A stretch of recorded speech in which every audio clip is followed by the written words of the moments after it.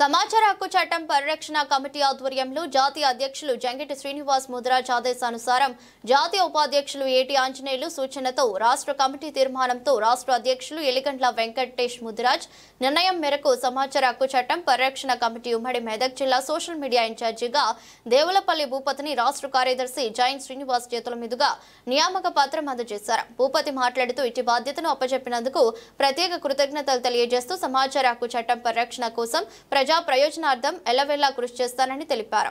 కార్యక్రమానికి ముఖ్య అతిథులుగా పాల్గొన్న జాతీయ ఉపాధ్యక్షులు ఏటి ఆంజనేయులు, రాష్ట్ర కార్యదర్శి జైన శ్రీనివాస్, కందికట్ల రాజు, లింగల స్వామి, సిద్దిపేట మోడల్ వెంకటేష్ తదితరులు పాల్గొన్నారు.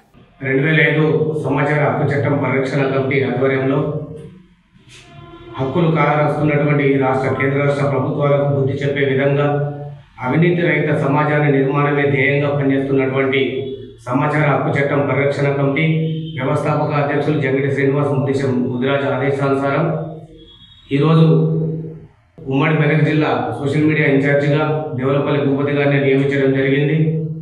అలాగే ఈ కార్యక్రమంలో రాష్ట్ర కార్యదర్శి జైన శ్రీనివాస్ గారు కూడా నాతో పాటు పాల్గొనడం చాలా సంతోషకర విషయం. మరి సమాచార హక్కు చట్టం ప్రజలకు జరుగుతున్నటువంటి అన్యాయాలను ఎదురుస్తున్న ప్రతి కార్యకర్త మీద కూడా కొన్ని సందర్భాలలో దాడులు జరుగుతూ ఉన్నాయి. ఈ దాడులు కూడా సమాచార హక్కు చట్టం పరిరక్షణ కమిటీ తీవ్రంగా ఖండిస్తున్నది.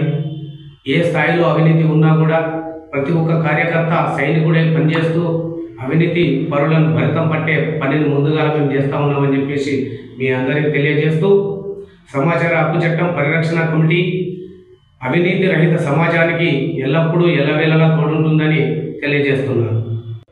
ముందుగా ఈ వేదికను అలంకరించిన పెద్దలు, అలాగే ఈ యొక్క సమాచార చట్టం పరిరక్షణ కమిటీకి నన్ను ఉమ్మడి మెదక్ జిల్లా సోషల్ మీడియా ఇన్ఛార్జిగా నియమించినందుకు జాతీయ వ్యవస్థాపక అధ్యక్షులు జంగిటి శ్రీనివాస్ ముదిరాజు, అలాగే జాతీయ ఉపాధ్యక్షుడు ఏటి ఆంజనేయులు గారు, అలాగే రాష్ట్ర కార్యదర్శి జె శ్రీనివాస్ గారికి కూడా ప్రత్యేక ధన్యవాదాలు తెలియజేస్తూ ఈ యొక్క గొప్ప అవకాశం నాకు ఇచ్చినందుకు కూడా ఇప్పుడు ప్రభుత్వానికి కావచ్చు, అలాగే ప్రజలకు కావచ్చు, ఒక వారధిగా ఉంటూ సమాజంలో జరుగుతున్న అవినీతి కావచ్చు, వివిధ అంశాల మీద, సమస్యల మీద నా వంతు కృషి చేస్తూ ఈ యొక్క చట్టం యొక్క ఉన్నతికి కృషి చేస్తానని కూడా మీ అందరి ముందు కూడా నేను సంతోషాన్ని వ్యక్తం చేస్తున్నాను.